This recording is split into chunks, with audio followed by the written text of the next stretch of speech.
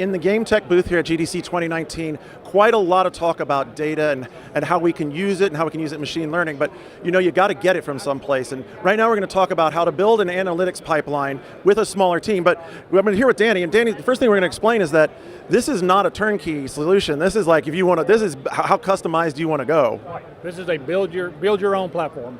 Build your own analytics pipeline. If you want something packaged, we have some other tools for that. So if I'm a developer thinking right now, just first gate I want to walk through, how would I decide that I want to build my own? And you say with a small team, like how feasible is this if I'm an indie developer and I'm like 6 people in my team? I think it's very feasible.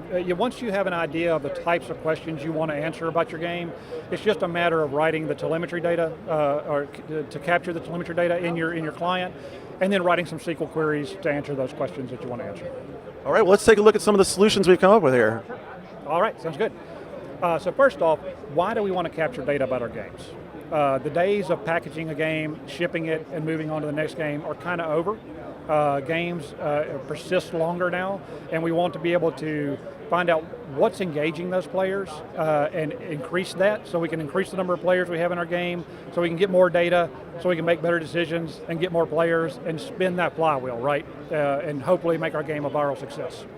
So, certain decisions about your game can't be made over long data or stale data. We need to make those decisions up front. If I just pushed a patch into my game and suddenly players are dying 1,000% to shotgun, I don't want to read about that on Twitter. I'd much rather see a spike in my graph and say, hey, wait a minute, we made a mistake, and roll that back. So, an example of capturing telemetry data, this is an example of what telemetry looks like. We got a little piece of JSON our client's going to pump out. We're going to push that through some type of ingestion mechanism. In this case, we're using Kinesis.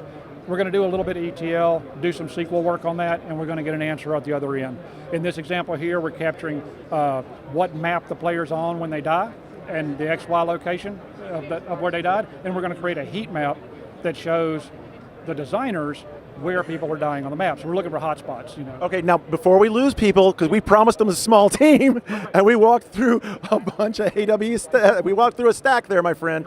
Help me just a quick version of how is this easy to do with a small team? Oh yeah. So we have an AWS SDK that'll allow you to push those telemetry metrics through Kinesis. We have a Kinesis API, very easy. Totally doable. Exactly. You're going to push all these metrics through one Kinesis stream.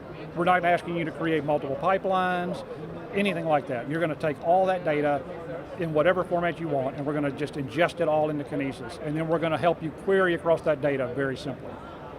All right, so now I can let you move forward. I just wanted to make sure I didn't lose anybody, because I'm like watching them like, yeah, hold on, I got an engineering team spun up already. Right, chances are your developers already know SQL, so we're going to focus on SQL for the example that we have here.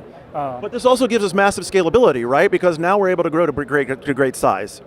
Absolutely, that's a great segue into my next slide, which happens to be Epic's presentation they did at reInvent. So Epic Games hosts Fortnite on AWS. This is an example of their analytics pipeline. So they're ingesting all of their telemetry data from client servers, game services, their launcher, everything.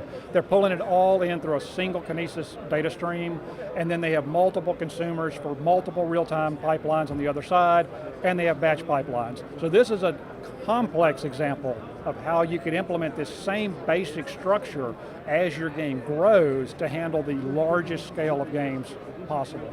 They're ingesting roughly 2 million events per second. I know, right?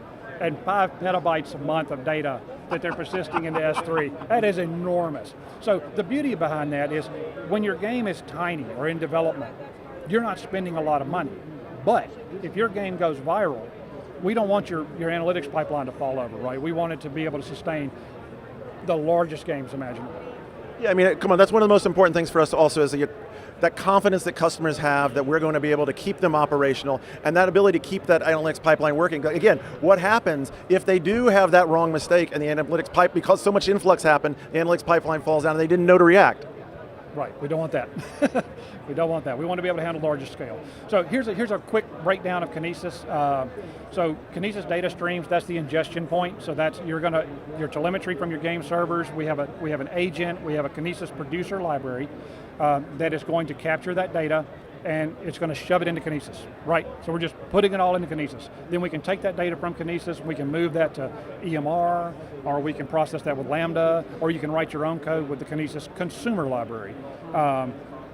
If you want to do some real-time streaming analytics, simply, we have the Kinesis Data Analytics. You can write standard SQL queries across your real-time streaming data. You don't have to have any Spark expertise or any type of specialized programming. This is just normal SQL. Group bys, order bys, all the standard stuff, right? Then you can take that same data off that stream, pump it through Firehose to persist it long-term into something like S3 or Redshift or Data Warehouse, Elasticsearch, DynamoDB, and other platforms. So the punchline here to me sounds like, while it might be a little work to build your pipeline, this is something that's now within reach. If I'm a smaller size developer, I can access that same sort of power, that same sort of data crunching ability that the bigger games do, and I can do it in a way with my team, with my engineering team, that's me.